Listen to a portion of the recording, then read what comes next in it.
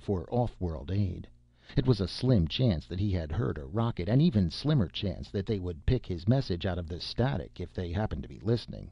He had no evidence that any off-worlders were in contact with this planet, merely hope. He tapped on, and the slave ground away industriously. His arm was growing tired by the time the old guard in the other room found something heavy enough to swing and broke the door down. Jason stopped tapping and turned to face the apoplectic Hertug, rubbing his tired wrist. "Your equipment works fine, though it could use a lot of improvements."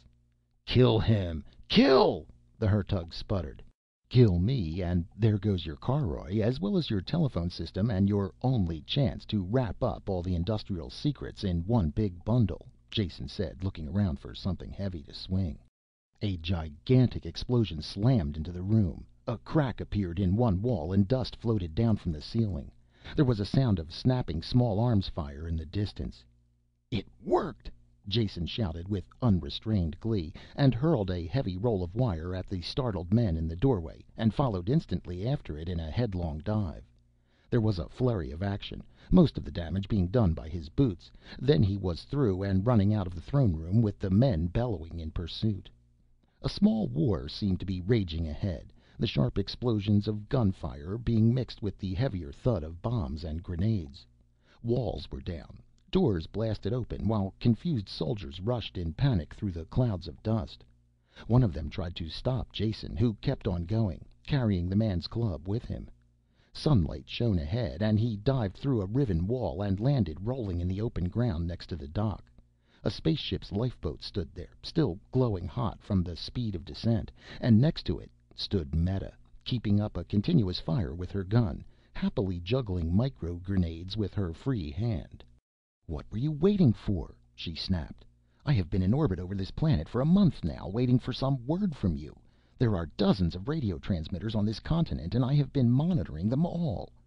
She fired a long burst at an upper story where some bowmen had been foolish enough to appear, then ran to Jason, eyes wet with tears. "Oh, darling, I was so worried." She held him, with her grenade-throwing arm, and kissed him fiercely. She kept her eyes open while she was doing this, but only had to fire once. "Jason!" a voice called, and Ijale appeared, half supporting the still dazed Myka. "Who is this?" Meta snapped, the chill back in her voice. "Why, just someone I know," Jason answered, smiling insincerely. "You should recognize the man. He's the one who arrested me." "Here is a gun. You will want to kill him yourself." Jason took the gun, but used it to clear a nearby rooftop. The powerful kick of the Pyrran automatic was like a caress on the heel of his hand.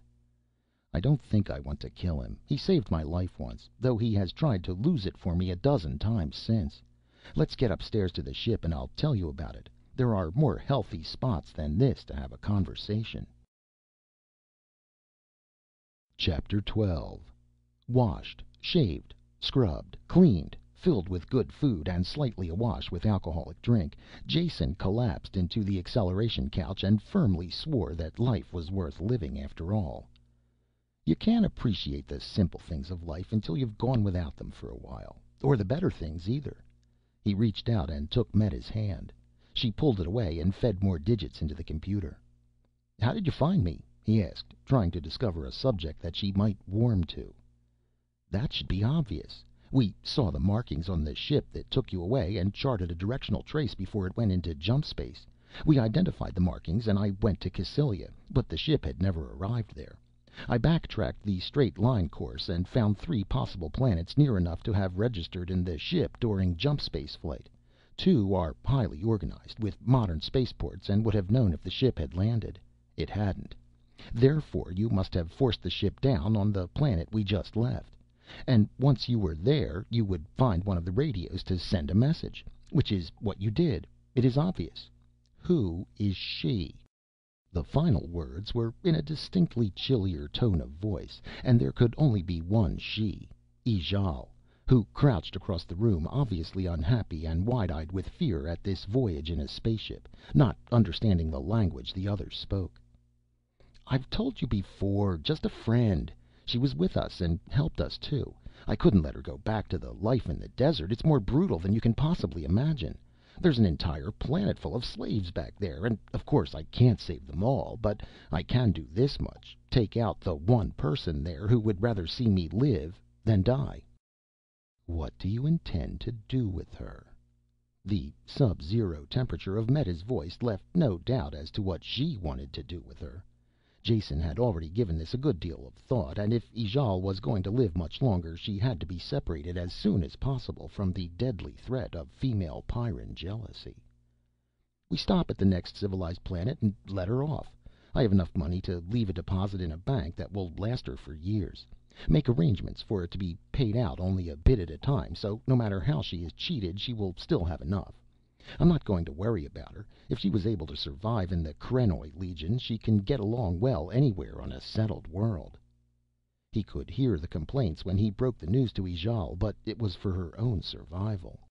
"I shall care for and lead her in the paths of righteousness." A remembered voice spoke from the doorway. Mikah stood there clutching to the jamb, a turban of bandages on his head. "That's a wonderful idea," Jason agreed enthusiastically. He turned to Ijale and spoke in her own language. "Did you hear that? Mikah's going to take you home with him and look after you. I'll arrange for some money to be paid to you for all your needs. He'll explain to you what money is. I want you to listen to him carefully, note exactly what he says, then do the exact opposite. You must promise me you will do that and never break your word.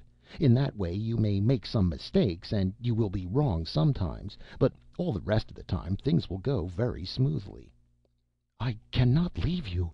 Take me with you. I'll be your slave always," she wailed. "What did she say?" Meta snapped, catching some of the meaning. "You are evil, Jason," Mikah declaimed, getting the needle back into the familiar groove. "She will obey you, I know that, so no matter how I labor she will always do as you say." "I sincerely hope so," Jason said fervently. "One has to be born into your particular brand of illogic to get any pleasure from it. The rest of us are happier bending a bit under the impact of existence and exacting a mite more pleasure from the physical life around us." "Evil, I say, and you shall not go unpunished." His hand appeared from behind the door jamb and it held a pistol that he had found below. "I am taking command of this ship. You will secure the two women so that they can cause no trouble, then we will proceed to Cassylia for your trial." Meta had her back turned to Mikah and was sitting in the control chair a good 5 meters from him with her hands filled with navigational notes.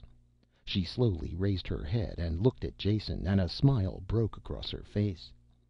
"You said once you didn't want him killed." "I still don't want him killed, but I also have no intention of going to Cassylia." He echoed her smile and turned away. He sighed happily, and there was a sudden rush of feet behind his back. No shots were fired, but a hoarse scream, a thud, and a sharp cracking noise told him that Mikah had lost his last argument. End of Part 5. End of The Ethical Engineer by Harry Harrison.